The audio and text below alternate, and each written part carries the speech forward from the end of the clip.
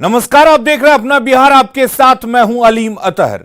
JDU से इस्तीफा देने के बाद आरसीपी सिंह ने जेडीयू और नीतीश कुमार पर खूब निशाना साधा था। जेडीयू की तरफ से पार्टी के राष्ट्रीय अध्यक्ष ललन सिंह ने आरसीपी सिंह के एक एक वार पर पलटवार किया, लेकिन ललन सिंह ने आरसीपी पर निशाना साधते साधते कुछ ऐसा भी कह डाला जिससे यह सवाल उठने लगा है कि क्या आरसीपी के बहाने जेडीयू का बीजेपी पर निशाना है। अब बताइए, कह रहे हैं कि जनता दल यूनाइटेड जो है डूबता हुआ जहाज है। क्या जानते हो जनता दल यूनाइटेड के बारे में? क्या जानते हो समता पार्टी के बारे में? समता पार्टी और जनता दल यूनाइटेड का निर्माण कैसे हुआ है और किन संघर्ष के रास्ते से निर्माण हुआ है, उसका कोई ज्ञान है? एबीसीडी का ज्ञान है उनको? कोई ज्ञान नहीं, कुछ नहीं जानते। वो कभी संघर्ष के साथ ही नहीं रहे, वो सत्ता के साथ ही रहे। वो जो बार बार कहते हैं कि हम राष्ट्रीय अध्यक्ष बने नहीं है। राष्ट्रीय अध्यक्ष नीतीश कुमार जी ने उनको खुद इस्तीफा देके उनको बनाया। इस पार्टी के मालिक एक हैं और उसका नाम है श्री नीतीश कुमार जी। आज हमको उन्होंने राष्ट्रीय अध्यक्ष की जिम्मेवारी सौंपी है, तो हम बने नहीं हैं, हमको भी उन्होंने बनाया है। केयर टेकर हैं। अब केयर टेकर अगर समझने लगे कि हम ही मालिक हो गए पार्टी के, ऐसा कहीं होता है? केयर टेकर मालिक हो जाता है। और नीतीश कुमार जी ने षड्यंत्र को पहचान लिया। पहले भी कहे, हमने पहले भी कहा कि नीतीश कुमार जी की संख्या जो 43 पर आ गई, वो जनाधार में कमी के कारण नहीं आई। नीतीश कुमार जी के खिलाफ षड्यंत्र हुआ, साजिश हुई, और उस साजिश का परिणाम है 43 पर पहुंचना। और उस षड्यंत्र के प्रति अब हम सब लोग नीतीश कुमार जी के नेतृत्व में सतर्क हैं। कोई षड्यंत्र यहां चलने वाला नहीं है। एक मॉडल इस्तेमाल किया गया था 2020 के विधानसभा के चुनाव में, चिराग मॉडल, और दूसरा चिराग मॉडल तैयार किया जा रहा था। लेकिन कभी अगर होगा आगे तब बताएंगे कि षड्यंत्र कहां कहां हुआ और कैसे कैसे हुआ।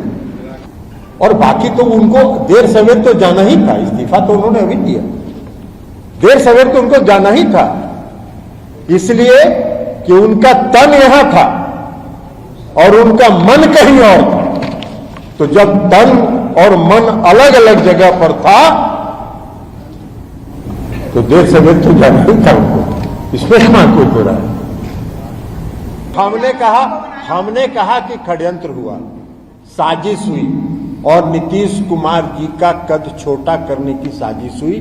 अब साजिश का खुलासा हमने कहा है कि जब समय आएगा तो भी बता देंगे। और जेडीयू से इस्तीफा देने के बाद आरसीपी सिंह और जेडीयू के बीच वार पलटवार शुरू हो गया है। ललन सिंह ने आरसीपी सिंह पर संघर्ष नहीं बल्कि सिर्फ सत्ता के साथी होने का आरोप लगाया है, जिस पर पूर्व केंद्रीय मंत्री आरसीपी सिंह ने पलटवार किया है। कह रहे हैं कि जनता दल यूनाइटेड जो है डूबता हुआ जहाज है। क्या जानते हो जनता दल यूनाइटेड के बारे में? क्या जानते हो समता पार्टी के बारे में? समता पार्टी और जनता दल यूनाइटेड का निर्माण कैसे हुआ है और किन संघर्ष के रास्ते से निर्माण हुआ है, उसका कोई ज्ञान है? एबीसीडी का ज्ञान है उनको? कोई ज्ञान नहीं, कुछ नहीं जानते। वो कभी संघर्ष के साथ ही नहीं रहे, वो सत्ता के साथ ही रहे। ज्यादा जानते हैं।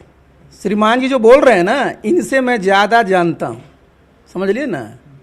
मैं इनके हम तो उस समय तो पार्टी छोड़ दिए। इनके नेता के साथ मैं कब से हूं जी? 98। श्रीमान जी 2009 के बाद कहां चले गए, क्या कर रहे थे? तो समता पार्टी जनता दल को हमसे ही पूछेंगे, पढ़ते लिखते हैं। और जेडीयू के राष्ट्रीय अध्यक्ष ललन सिंह ने आरोप लगाया है कि सीएम नीतीश कुमार की मर्जी के खिलाफ आरसीपी सिंह केंद्र में मंत्री बने थे। ललन सिंह के आरोप को आरसीपी सिंह ने झूठा करार दिया है। 2019 में माननीय मुख्यमंत्री जी ने फैसला किया था कि हम सरकार में शामिल नहीं होंगे। हमारी पार्टी आज उस स्टैंड पर कायम है माननीय मुख्यमंत्री जी के 2019 के निर्णय पर। 2021 में जो शामिल हुए थे उनसे जाके पूछिएगा ना, क्योंकि वो बार बार ये कहते थे कि हम मुख्यमंत्री से पूछ के, अब मुख्यमंत्री उनका खंडन करते हैं।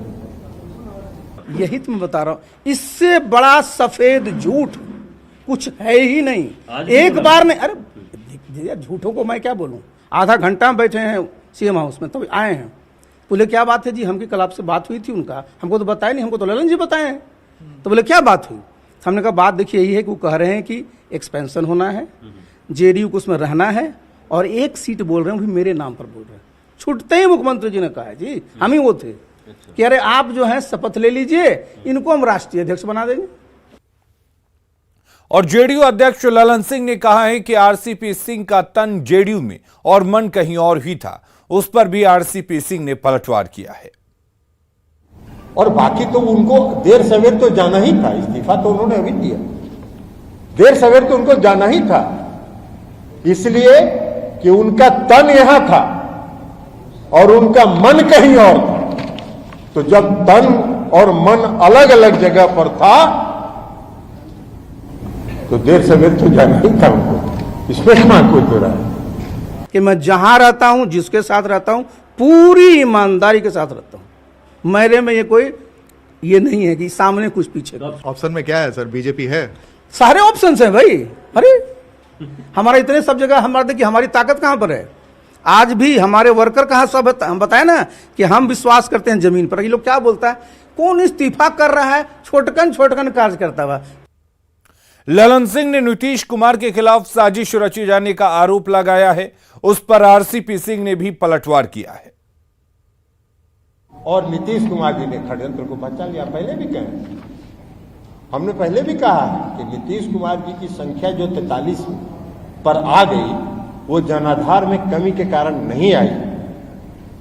नीतीश कुमार जी के खिलाफ षड्यंत्र हुआ, साजिश हुई, और उस साजिश का परिणाम है 43 पर पहुंचना। और उस षड्यंत्र के प्रति अब हम सब लोग नीतीश कुमार जी के नेतृत्व में सतर्क हैं। कोई षड्यंत्र यहां चलने वाला नहीं है। तो देखिए, जिस पद पर रहिए, जो काम मिले, जो दायित्व मिले, उसको 100% करना चाहिए, और मैंने ये किया। अब बताइए क्या कहते हैं कि 2020 का चुनाव में हम लोग का परफॉर्मेंस खराब रहा, चूंकि संगठन देख रहे थे और इन्होंने संगठन में ठीक से नहीं काम किया। 2020 तो इनको याद है, 2019 भुला गए। 40 में 39 जीते जी, सिर्फ किशनगंज हारे, उसमें तो संगठन मेरा बड़ा तगड़ा था। और जेडीयू के राष्ट्रीय अध्यक्ष ललन सिंह ने आरसीपी सिंह पर सीएम नीतीश कुमार के कद को छोटा करने का आरोप लगाया है। उस पर आरसीपी सिंह ने क्या कुछ कहा, सुनिए। हमने कहा कि षड्यंत्र हुआ, साजिश हुई, और नीतीश कुमार जी का कद छोटा करने की साजिश हुई। अब साजिश का खुलासा हमने कहा है कि जब समय आएगा तो भी बता देंगे। तो देखिए, मैं तो अपना काम करते रहा जी। अब आप किसी को मेरे काम पर लगने लगे कि भाई लोग नारा, अच्छा नारा पर आपने कहा कि भाई मुख्यमंत्री कैसा हो, तो क्या नारा लगाता है, प्रधानमंत्री कैसा हो, लगाता है नहीं लोग। अच्छा, जो हमारे बारे में बोल रहे हैं, तो हमारे राष्ट्रीय अध्यक्ष पूर्व पार्टी में जो हम थे, उनके बारे में भी नारा लगा।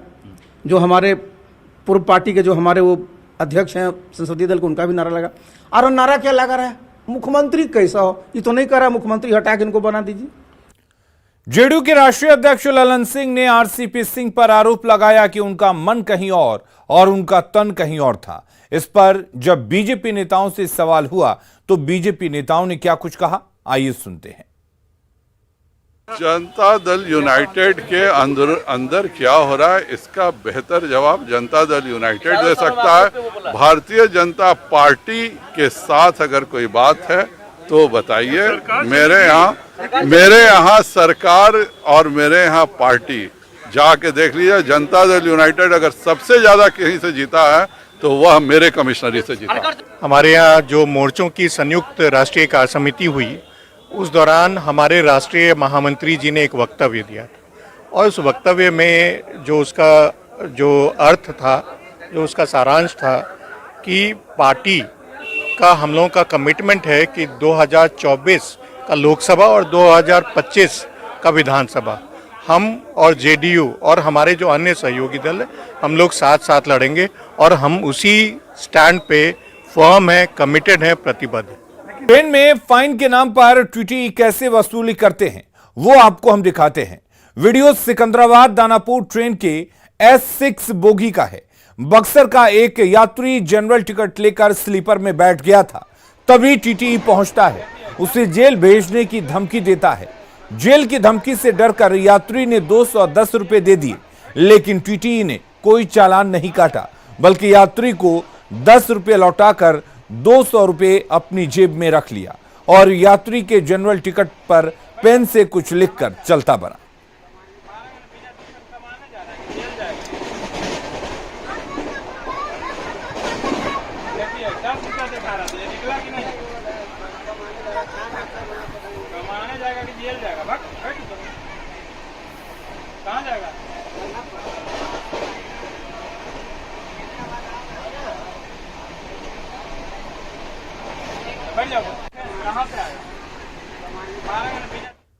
छपरा में शराब से मौत के बाद सिवान में शराब के धंधेबाजों के खिलाफ कार्रवाई हुई और 60 लोगों को गिरफ्तार किया गया है। सिवान के साथ गोपालगंज, बेतिया, मोतिहारी के उत्पाद विभाग की टीम ने विशेष अभियान चलाया। सभी को शराब बेचने और पीने के आरोप में गिरफ्तार किया गया है।